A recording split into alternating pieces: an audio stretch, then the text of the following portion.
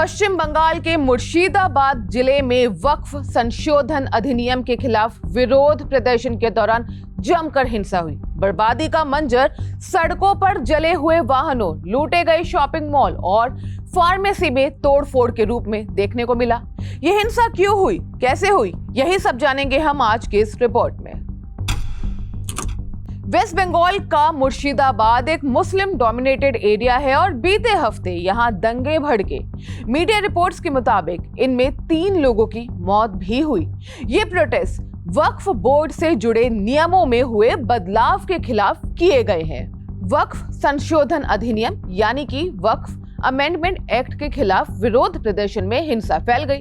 Police ने 150 से ज्यादा लोगों को गिरफ्तार किया। मीडिया रिपोर्ट्स के ही मुताबिक हालात इतने बिगड़ चुके हैं कि सैकड़ों लोगों को अपने घर छोड़ने पर मजबूर होना पड़ा। अब तक 500 से ज्यादा विलेजर्स मुर्शिदाबाद जिले धुलियान से पलायन कर मालदा जिला पहुंच चुके हैं। पलायन करने वालों में ज्यादातर महिलाएं और बच्चे हैं।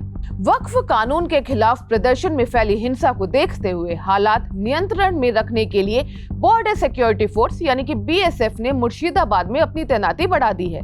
सोशल मीडिया पर कई वीडियोस आ रहे हैं जिनमें अफेक्टेड एरियाज में रहने वाले विलेजर्स का कहना है कि उन्होंने जान बचाकर नावों से नदी पार की और मालदा पहुंचे।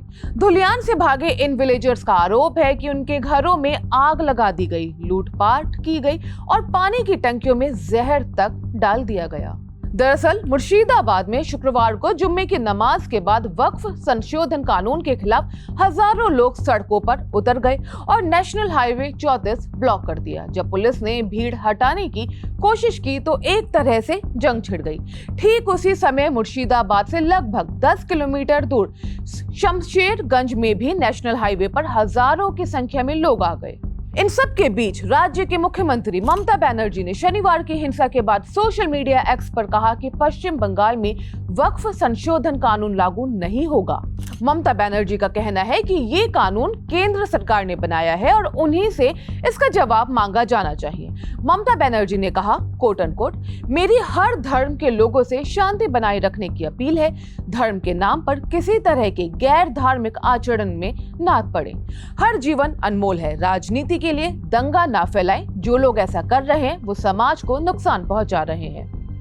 वहीं दूसरी तरफ बीजेपी एमएलए और असेंबली में लीडर ऑफ ऑपोजिशन शुवेंदु अधिकारी ने कहा कि वेस्ट बंगाल को वेस्ट बांग्लादेश बनाने की कोशिशें की जा रही हैं और ममता बनर्जी को इस्तीफा दे देना चाहिए। उन्होंने आगे ये भी आरोप लगाए कि वेस्ट बंगाल में पुलिस अपना काम नहीं कर पा रही है। अब आप भी सोच रहे होंगे कि आखिर इस बिल के खिलाफ प्रदर्शन क्यों किए जा रहे हैं। तो आपको बता दें कि इसी महीने की शुरुआत में संसद के दोनों सदनों में तीखी बहस के बाद उस बिल को पास किया गया जो 1995 के वक्फ यानी रिलीजियस या चैरिटेबल पर्पसेस के लिए दान की गई मुस्लिम संपत्तियों से संबंधित कानून में चेंजेस करता है। आपको बता दें कि वक्फ उस मूवेबल या इमूवेबल निजी संपत्ति को कहा जाता है जिसे मुसलमान रिलीजियस या चैरिटेबल पर्पसेस के लिए स्थायी रूप से दान करते हैं।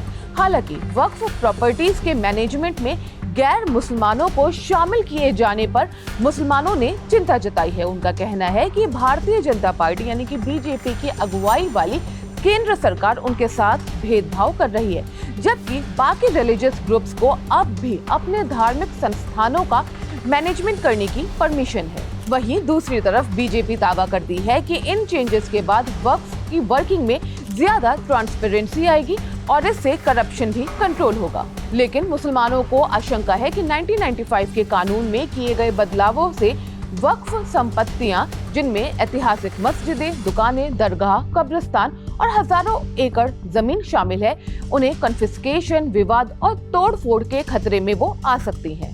फिलहाल मुर्शिदाबाद और वेस्ट बंगाल के बाकी इलाकों में स्थिति कंट्रोल में है।